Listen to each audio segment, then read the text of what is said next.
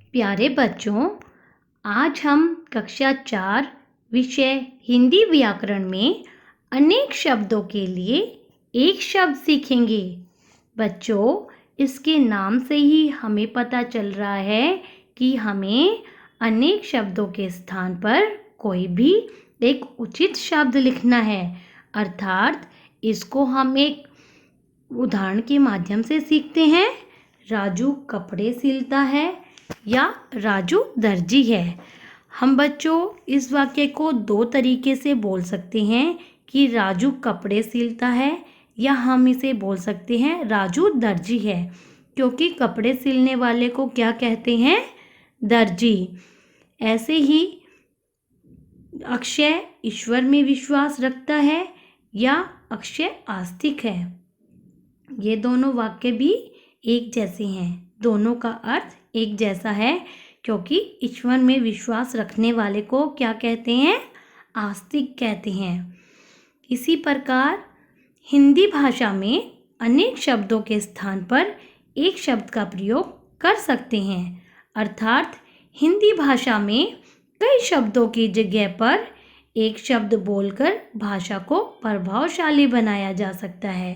बच्चों, हम अपनी बात को कम शब्दों में प्रभावशाली ढंग से कह सकते हैं और हम एक शब्द का इस्तेमाल कर सकते हैं। आइए कुछ अन्य उदाहरणों को देखें।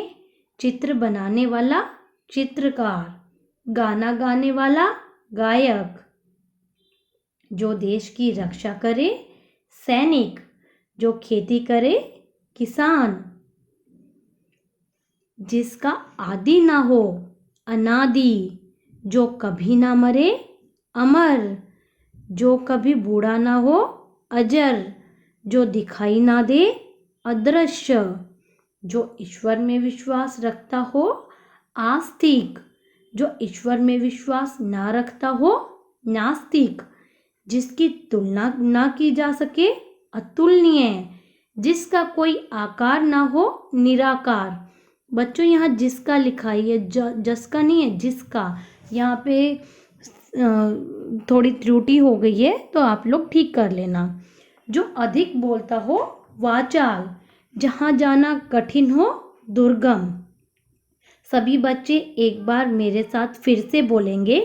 जिसका आदि ना हो अनादि, जो कभी ना मरे अमर, जो कभी बूढ़ा ना हो अजर, जो दिखाई ना दे अदृश्य, जो ईश्वर में विश्वास रखता हो आस्तिक, जो ईश्वर में विश्वास ना रखता हो नास्तिक, जिसकी तुलना ना की जा सके अतुलनीय, जिसका कोई आकार ना हो निराकार, जो अधिक बोलता हो वाचाल, जहाँ जाना कठिन हो दुर्गम, जिसे पहले पढ़ा ना हो अपठित। आप बच्चों अपने पेपर में भी देखते होंगे ना, आपको कई बार अपठित गद्यांश मिलता है, ऊपर लिखा होता है ना अपठित गद्यांश, अर्थात आपने उसको पहले नहीं पढ़ा होता। तो जिसे पहले ना पढ़ा हो अपठित। नगर में रहने वाला नागरिक, हाथ से लिखा हुआ हस्तलिखित, जिसके माता पिता ना हो अनाथ, जो छोटा भाई हो अनुज, जो बड़ा भाई हो अग्रज, जो मांस खाता हो मांसाहारी, जो फल सब्जी खाता हो शाकाहारी, कम बोलने वाला अल्पभाषी, जिसे करना आवश्यक हो अनिवार्य। आप सभी एक बार मेरे पीछे पीछे फिर से बोलेंगे। जिसे पहले पढ़ा ना हो अपठित। नगर में रहने वाला नागरिक, हाथ से लिखा हुआ हस्तलिखित, जिसके माता पिता ना हो अनाथ, जो छोटा भाई हो अनुज, जो बड़ा भाई हो अग्रज, जो मांस खाता हो मांसाहारी, जो फल सब्जी खाता हो शाकाहारी, कम बोलने वाला अल्पभाषी, जिसे करना आवश्यक हो अनिवार्य।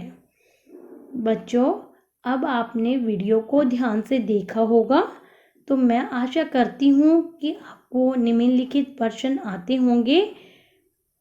मैं आपको पढ़ के एक बार सुना देती हूँ। जो मांस का आहार करता हो जो शाक का आहार करता हो और जो फल का आहार करता हो। तो आप ये इसके उत्तर अपनी कक्षा अध्यापिका को भेजेंगी। धन्यवाद बच्चों।